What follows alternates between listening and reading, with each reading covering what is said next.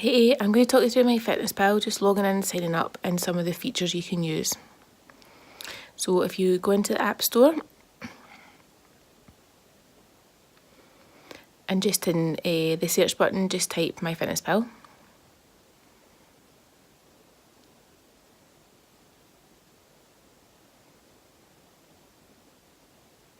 And then just get or open if you've already got the app. So you can sign up or log in. To sign up with your email, and then it'll run you through, there's about 6 questions. So the first few, don't worry too much about them, go activity level. What you want to put in is your gender, age, your height and your weight. I'll ask a goal weight, don't worry about that either.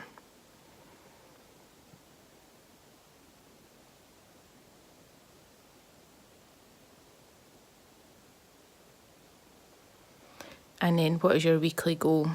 So just keep it as I recommended it. And then it'll ask for your details, so just pop in your email address and a password and a username. You'll get an email confirmation of all this, but keep your username handy. And then just sign up.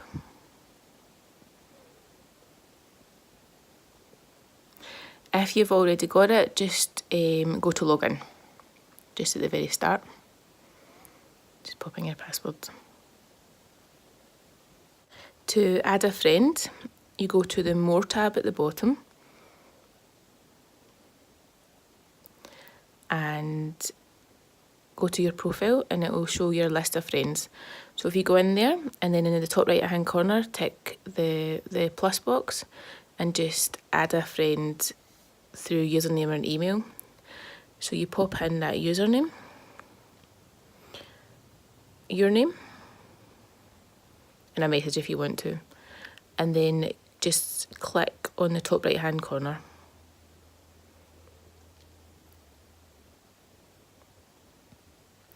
To share your diary, again you're in the More tab, and then at the bottom you'll have settings, diary settings,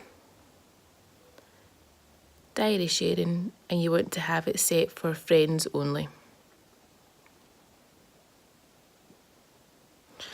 To set a calorie goal, you go into the More tab and into Goals, and then Calories, Carbs, Protein and Fat. And you'll have a default goal, so you can change the calories on this. So just pop in here, and then you can change the carbs, protein and fat. You can do this by percentage, or you can change it at the top to grams. You can do it that way. Once you're happy with them, if you just click the tick. And a feature of the upgrade for MyFitnessPal is setting custom goals. So if you have different calories for different days, you can set them here.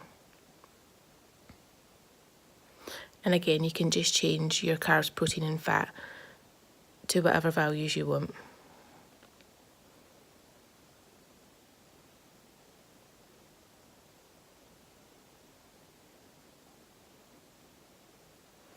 To customise meal names, again in your diary setting, there'll be customised meal names.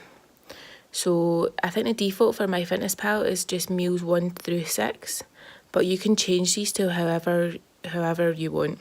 So I've got breakfast, lunch, afternoon snack, post-workout meal, dinner and evening snack, but change them to whatever ones you want. To log food, you can go into Home, Diary, or in the Calories Remaining, the Home button. You can go in through that way. So you just click on whatever meal you want to add food to, and on the top part of your screen there'll be 5 different options.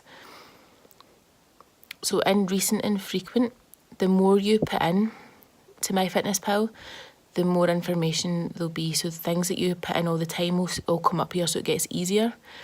But for wholemeal bread, the ones with the green tick, they've been verified by MyFitnessPal. So if you go into one of these and just double check with the packaging that everything matches up. The more accurate you are at the start, the better. You can delete, you can just swipe left to delete, or swipe right, and that adds in the breakfast from yesterday. So if you tend to have the same thing every day, that just makes it easier to track.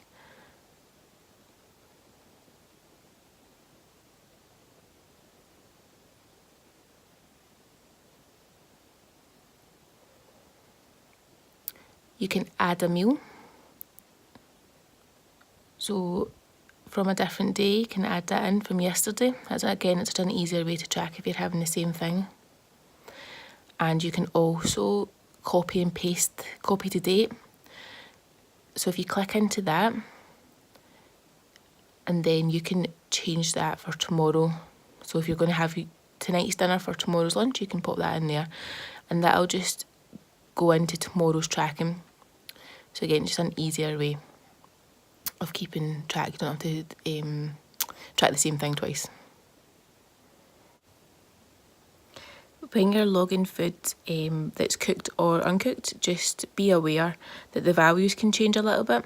So if you measure something when it's uncooked or raw, if you pop that into MyFitnessPal and track it that way, the values do change a little tiny bit. Not so much for meats, but more for like pasta and rice, but just something to try and be quite vigilant with.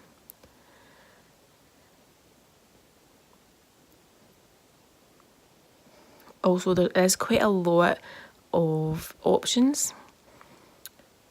What I tend to do is pick a supermarket. So for instance, Tesco's, and if I'm tracking meat, I tend to just use a Tesco value. A little bit more continuity that way.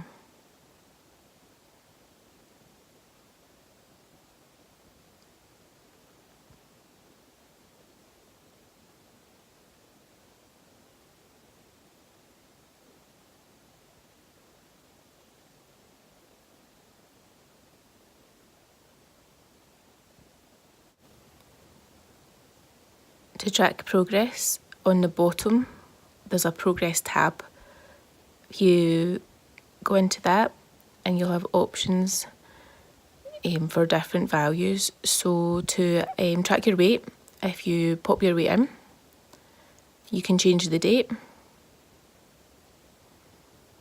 and you can add a progress picture.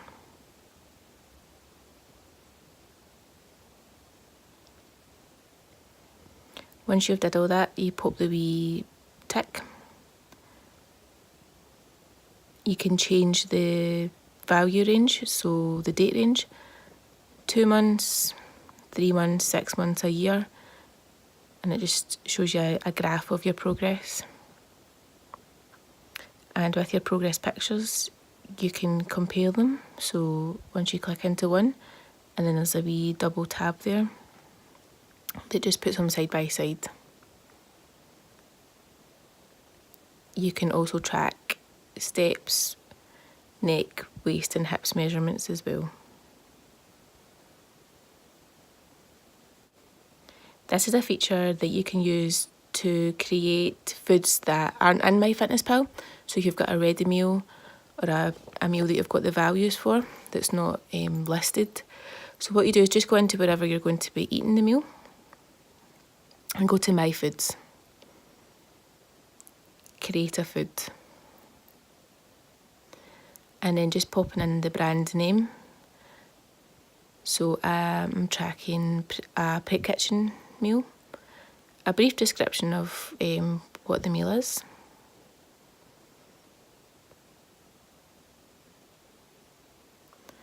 The serving size, so a container, a tub, a packet. And then the servings.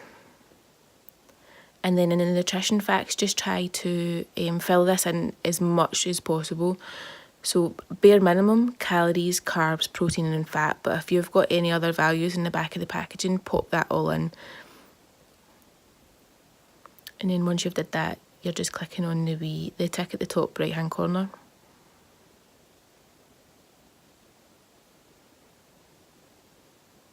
And that'll just come in. If you have a recipe, you can create that too. So just in your recipes tab, create a recipe, and then you can just add all your details in. So the title of it,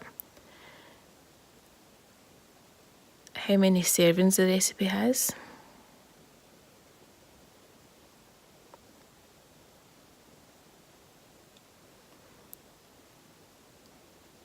and in the bottom bit you just type in the ingredients from the recipe as they're listed.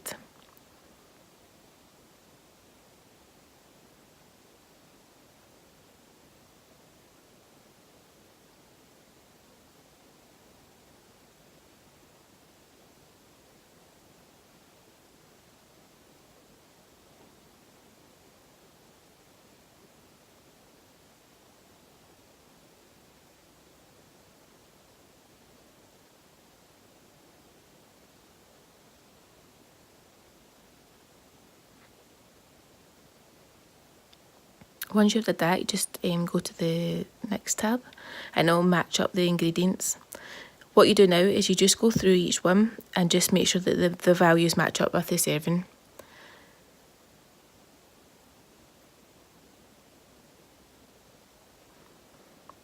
With the serving size as well, just make sure that all matches up. You can change that.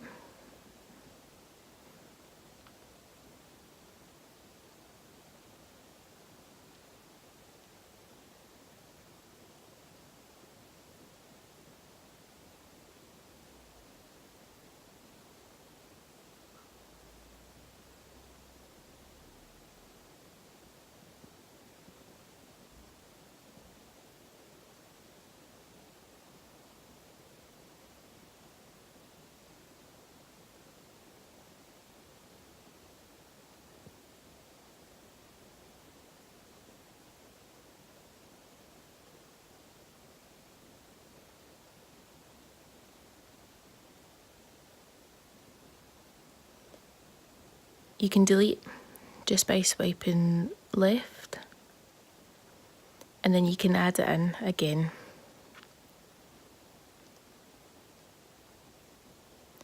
And this is when you can change the serving size. So instead of a cup, you can change it to grams, and then change it that way if that's easier. That's how you've measured the ingredients. And then once you're happy, you can just click through the wee arrow, and that'll give you the calories and the kind of macro breakdown of each serving. So you can either save and log it. To save and log it, it'll log it to that particular menu option that you have picked earlier. And then you can just add the food by ticking the tick.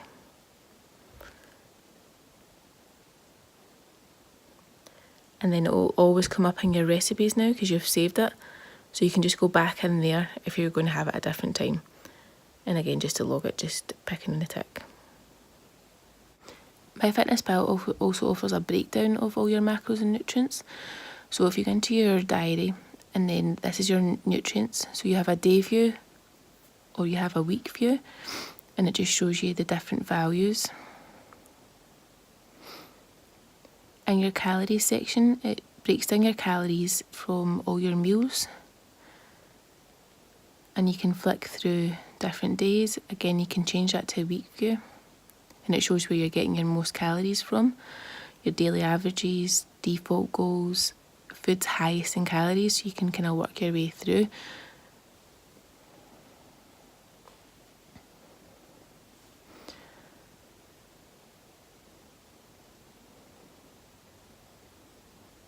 In the macro section, again, you've got a week view.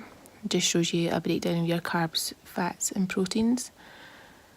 And also it shows you foods that are highest in carbs, highest in fat, highest in protein. So if you're struggling to hit a particular macronutrient, you can go through to here and it will list them all of the foods you enjoy eating. And again, you can change that to your day view. It gives you it in a pie chart. if you go back into calories and then into your week view, and you'll get a net option, and what that does is that shows you your net calories, and if they're in red, that means that you're going over your calorie goal. So you're not in a calorie deficit if that's what you want to be. And I'm just going to show you that right now. So week view and into net.